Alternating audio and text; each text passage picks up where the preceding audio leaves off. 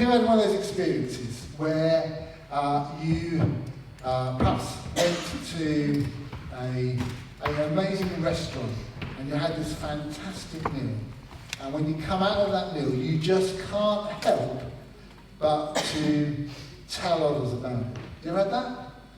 Just amazing. Or you've been on a holiday, a destination, and the country you went to, let's say, was just so hospitable and you just had the most amazing time, and as soon as you're back, you're telling everybody about it. In fact, today, people don't even have to wait till they get back, do they?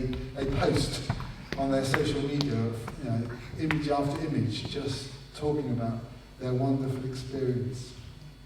Or you kind of been to see a film, and it just like blew you away. It's like, I've got to tell everybody about this film. They've got to go and see it. It's just so amazing. Now, I know I've spoken about chocolate before, but there is some chocolate that across our family is just like one of the favourite things. And it comes wrapped in this beautiful, shiny, colourful wrapper.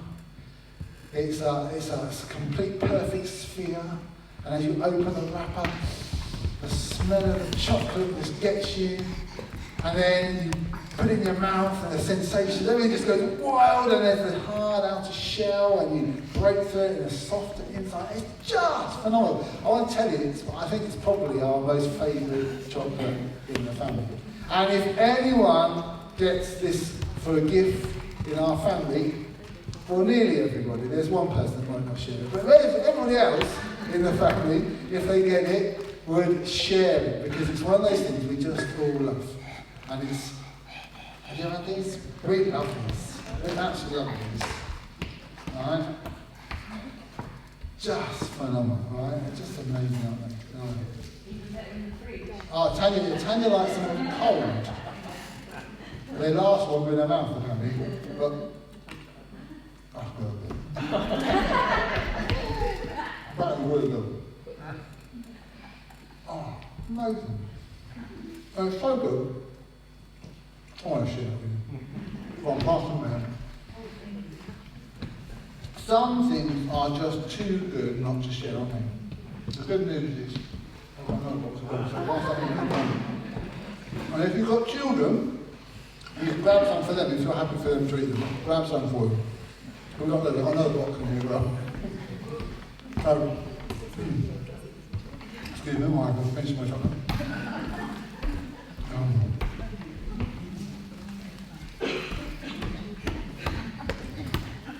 Often, there are events in our lives. You've got to keep listening, even though you're tucking in, right? Keep listening. There are events in our lives that are just too good not to share, aren't they? Events like engagements. We don't keep that to ourselves, do we? We tell people, we celebrate them. Weddings.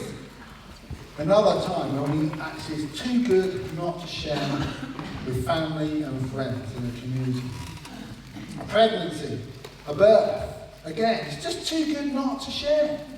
It's so wonderful. Perhaps a new job. There are lots of things in life that are just too good not to share. You got the phrase, yeah?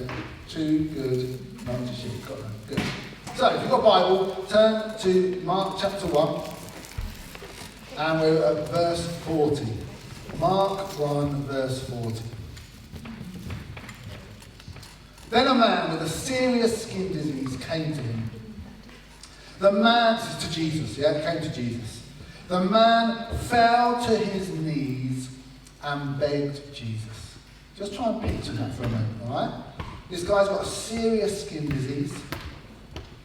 And he comes and he falls on his knees before Jesus. If you're willing, he says, you can make me clean. Jesus felt sorry for him, or Jesus had compassion for him. Some other translations will say. Jesus had compassion for the man. He reached out and he touched him. And he said, I'm willing. So be clean. Immediately, his skin disease went away and he was clean. Jesus sent him away at once and warned him. Don't tell anyone about this. Instead, show yourself to the priest, then offer the sacrifices which Moses commanded as proof to people that you are clean. Alright, so there's certain things you should do. When the man left, he began to talk freely. He spread his story so widely that Jesus could no longer enter any city openly. Instead, he stayed in places where he could be alone. But people still kept coming to him from everywhere. See, this man had an experience which was just so amazing, so life-transforming, that he could not stop himself telling others. You see, it was just too good not to share. So the man was sick, probably leprosy, a lot of discomfort, a lot of pain. It would have meant that he had his life completely changed once he got leprosy. Highly contagious disease. So he had to be far away from his family, far away from friends. He wouldn't have been able to work. It meant a life of begging.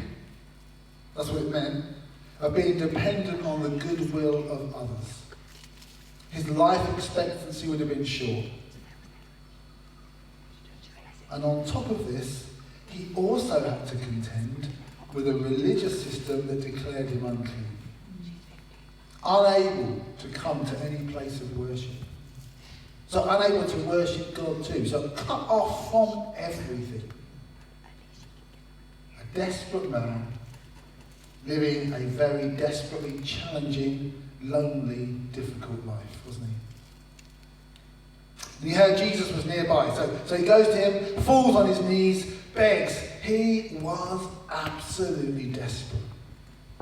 He begs to be made clean. And we know Jesus responds with compassion, with love. Jesus is emotionally moved by the plight of this man, and he does the most amazing thing. And I think, yes, being healed is amazing, but you know what? Just before that, what does he do? He reaches out. I think that's amazing. This guy had a contagious disease that was unclean. Unclean religiously, ceremonially unclean. Right? Jews should not have anything to do with that uncleanness. But what does he do? Jesus reaches out. At risk of getting the disease, at risk of breaking all the rules and the laws of Israel. He doesn't just reach out, he touches him. He touches him. I like to think he probably is, the guy's on his knees and he probably lifts him to his feet. I think he probably did that.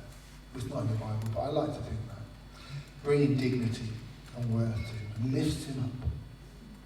He lifts him up. And he says, be clean. Be clean. And immediately the man's clean. There was no need for any ritual kind of washing or sacrifice, no special act the man had to perform. He didn't have to do anything, did he? He just came thirsty in a way, didn't he? He came thirsty and hungry for Jesus. And Jesus came and met him. The words of Jesus were all he needed. Be clean. And he was immediately clean. Now Jesus was being careful at this time in his ministry. He's being careful not to rile the religious kind of rulers and the Romans too soon. All right? He had a plan, a journey. All right? He's up in Galilee at the moment and he's going to be making his way down to Jerusalem one day, but not yet. He didn't want it to become too difficult for him. And so he says to the man, just don't tell anybody about this. Just go and do the right thing. Go to the temple, get it all sorted, get it sorted with the religious priests. But how could that man stay silent? How could he stay quiet? How could he not shout from the rooftops that I was once unclean, I was once isolated, I was once an outcast, I was lonely, I was close to death, but now I'm clean? How could he not do that? He can now take his place in society. He can get a job. He can now hug his family. It's amazing, isn't it? He can now go and worship his God because Jesus had met him, touched him, and made him clean. So the man spread his story so widely that Jesus couldn't even continue his ministry in the cities, in the towns. It's amazing, isn't it? The influence his story had on people. It caused such a stir that even when Jesus went to the remote places, people kept coming still. They kept finding him out. This man's story was such a powerful witness to who Jesus is and what Jesus can do. Here's my story. I was unclean too. I was a very angry person, full of fear and full of pride. I was isolated from God, just like that man was isolated from his community. But then I met Jesus. There was a moment when I met him. And he reached out to me. And he touched me by his Holy Spirit. And immediately, I knew I was loved. I knew that I was accepted by God. And immediately, I knew that all my wrongs had been forgiven. Because that was what made me unclean. That's what had separated me from God. It was all the wrong that I'd done. All the selfish pride that I had, the anger that I had. I didn't have to do anything. No ceremonial washing, no sacrifice, no ritual, no self-help techniques, which seem to be all the rage at the moment. I was made clean because Jesus lifted me up. He lifted me up. And he gave me a family, the church. And I gave me a Father in heaven who loves me because he chooses to love me. He just chooses to love me because that's who he is. See, Isaiah 64 verse 6 says this. Right? It tells us that my situation is not unique. We've all become unclean. And all our righteous acts are like permanently stained rags. That's the nice way of putting it, but really it's menstrual rags that women would use when they have their period. That's the word used there. Anything I do to try and be righteous, anything I try to be good, it's just like a mess. It's the worst of a mess. All of us shriveled like leaves, and our sins carry us away like the wind. That's the state of all of us. That's where we come from. And Isaiah puts just before that in verse 5, he asks this question: can we still be saved? Can we still be saved? Just like the man who knelt before Jesus and asked to be made clean. Can I be saved? Can you be saved? Can we be set free from the curse of sin and death? All of us. Sin-infested, sin-contaminated people. Do you know what? We see today in this little story about a time when a man with leprosy met Jesus. We see in that moment, do you know what? Yes, we can be saved. How do we get saved? Well, in 2 Timothy we read this. The Lord will rescue me from all harm. Harm from the sin of others. Because others do harm to us, don't they? But also harm from the sin I do to myself as well. He will rescue me from all of that. Got an escapee.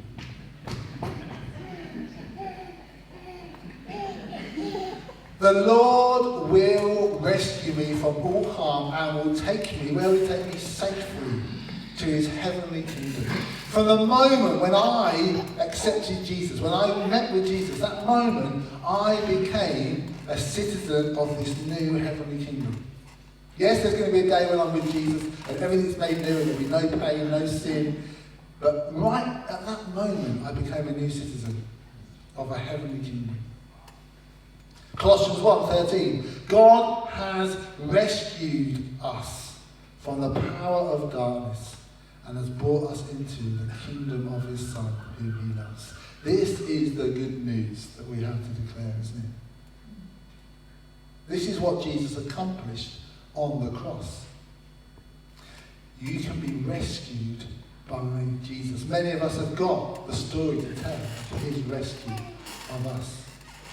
If you've never ever turned to Jesus, I want to say to you again today, turn to him. All right? Change the way you think. Change the way you're acting. And follow him. Allow him to turn, touch you, pick you up, and make you clean.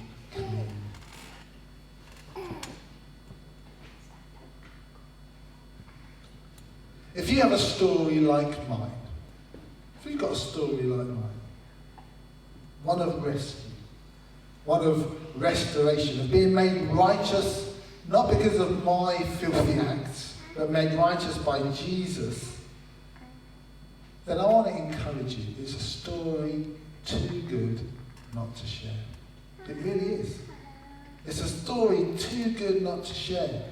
And just like the end of the account we read today, all right, I've got no doubt that in us sharing our stories, many will come to Jesus. I really believe it.